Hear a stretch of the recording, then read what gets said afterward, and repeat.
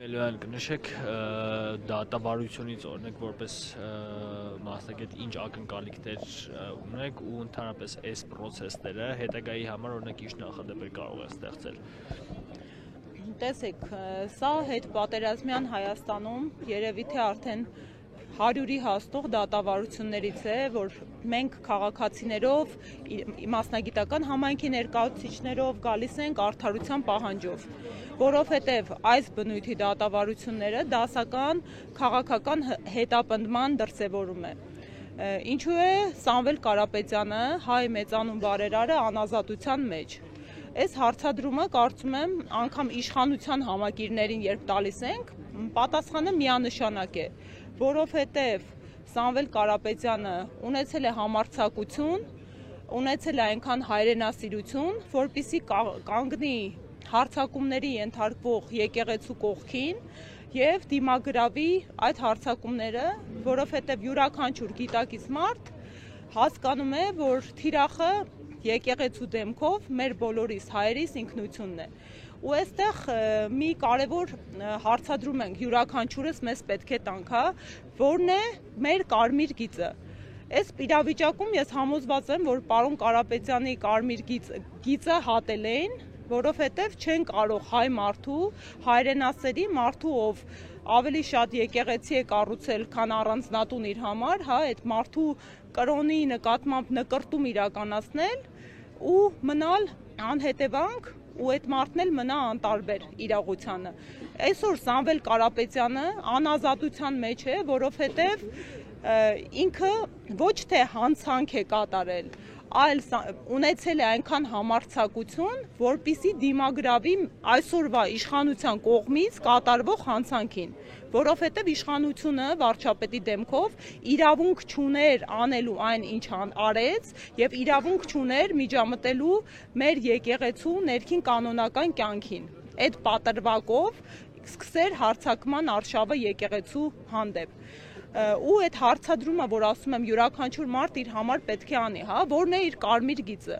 Օրինակ իմ կարմիր գիծը հատեցին 2019 թվականին, երբ մեր վարչապետի կոչմամբ շրջափակվեցին մեր երկրի դատարանները։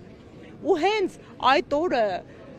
այն հանգամանքը, որ չունեցավ իր գործողությունը հետևանք, որ չկրեց նա պատասխանատվություն իր հակաիրավական գործողության համար, զուտ այն պատճառով, որ իր քիմքին ոչ հաճո դատական ակտ էր կայացվել։ Մենք այսօր կանգնած ենք այս դատարանի բակում։ Հենց դա էր պատճառը, ու դա էր մեկնարկը, որ սկսվեց մեր երկրում դատական իշխանության ու արդարադատության անկումը, որ սկսեց նահանջել իրավունքի գերակայությունը։ Ու դա է պատճառը, որ այսօր ազատազրկված է մեծանուն հայ բարերարը։ Դա է պատճառը, որ մեր երկրում կալանավորում են նահատակված հերոսների ծնողներին։ Դա է պատճառը, որ մեր երկրում այսօր կալանավորում են սրբազան հայրերին։ Դա է պատճառը, որ արդար իրենց խղճին, օրենքին հավատարիմ դատավորներին լիազորությունները դադարեցվում են, իսկ կամակատարները ունենում են ծառայողական առաջխաղացում։ Ու դա է պատճառը, որ միջազգային իրավունքի հեղինակավոր իրավաբանները գալիս են Հայաստան մարդկանց իրավունքները պաշտպանելու, արձանագրում են իրավունքի գերակայության այսպիսի նահանջը եւ անկումը եւ մեզ համադրում են աֆրիկյան պետությունների հետ։ Սա մեր պատմության ողբերգական ու ամոթալի էջերն են, որոնք ամեն օր արձանագրվում են։ Սա արձանագրված արդարադատության ու իրավունքի գերակայության նահանջն է եւ հատվել է մեր մասնագիտական արժանապատվությունները։ Մենք իրավաբաններս վերջին տարիներին մարտի դաշտում կռվող մարտիկներ ենք առանց զենքի, բայց մենք չենք նահանջում, որովհետեւ զոհասեղանին է մեր մասնագիտական արժանապատվությունը, զոհասեղանին է ավելի մեծ արժեք, մեր բոլորիս ինքնությունը։ Մենք այսօր ես գտնվում եմ դատարանի բակում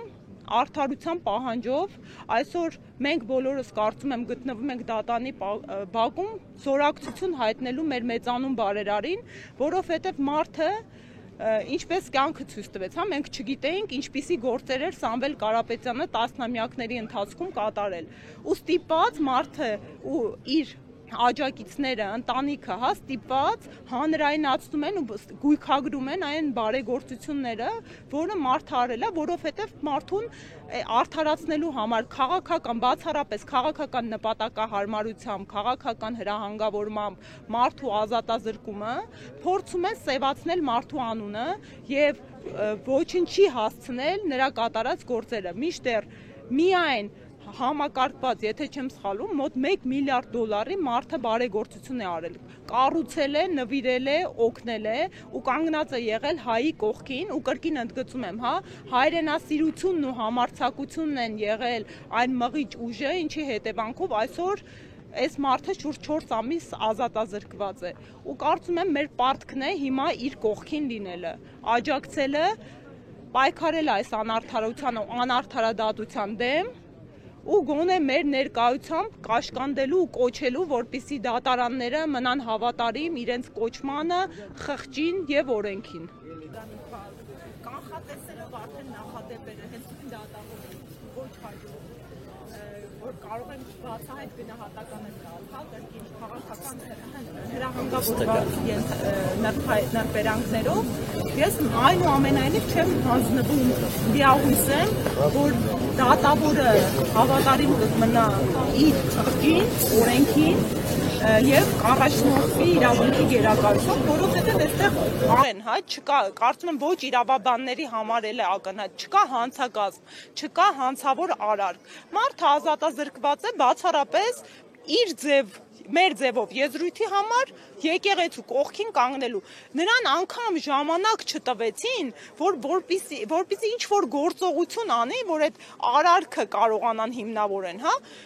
հետ հայացք ենք նետում։ Եկեղեցու նկատմամբ հարձակում, բարերար Սամվել Կարապետյան, ով միշտ եկեղեցու կողքին էր, ընդամենը 1-2 րոպեանոց հարցազրույց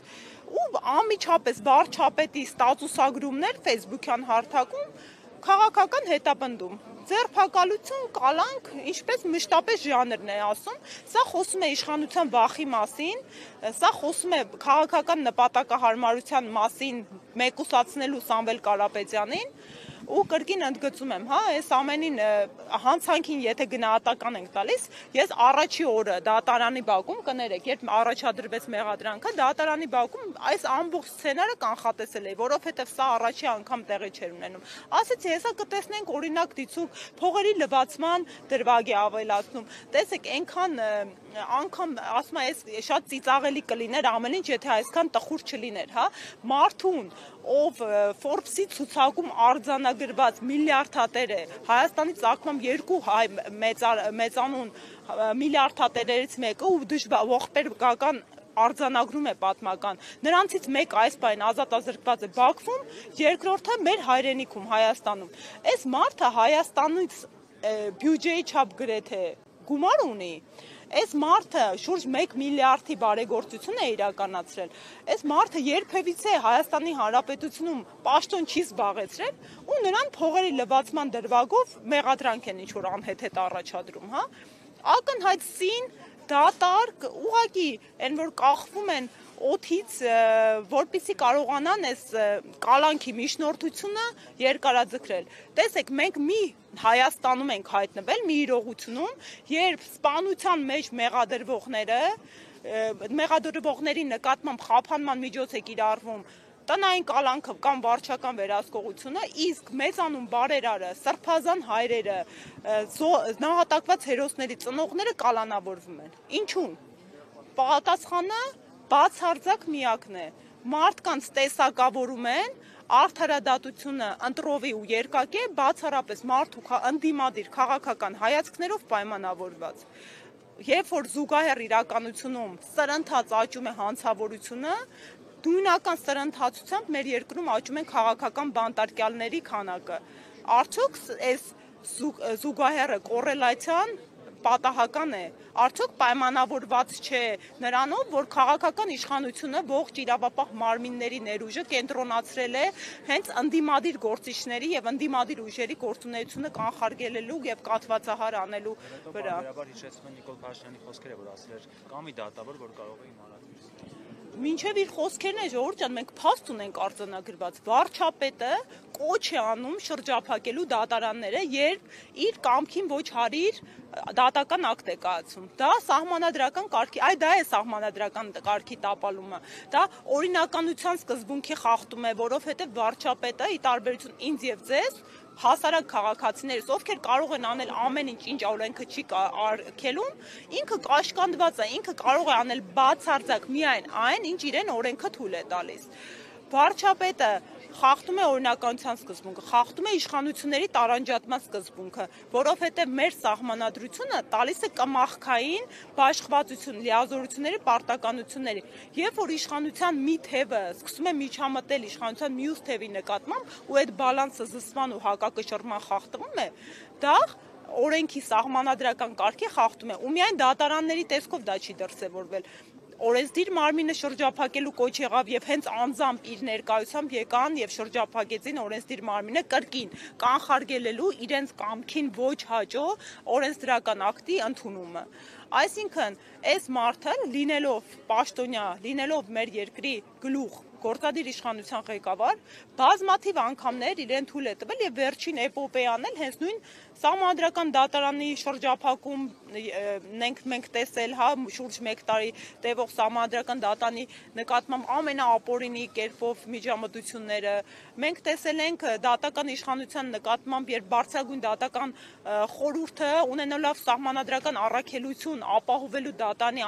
ու դատավորի անկախությունը, նրա պաշտպանիչ վահանից վեր է ածվել նրան վերահսկող եւ պատժող մահակի։ Այս իրականություններում դրա էպոպեան իհարկե եկեղեցու նկատմամբ միջամտություններ, որովհետև նույն կերպ Նիկոլ Փաշինյանը կաշկանդված էր եկեղեցու գործերին միջամտելուց։ Անկախ հա վերացարկվենք այն հանգամանքից, եկեղեցու ներքին կանոնական կյանքում խախտվում է ինչ-որ բան, չի խախտվում։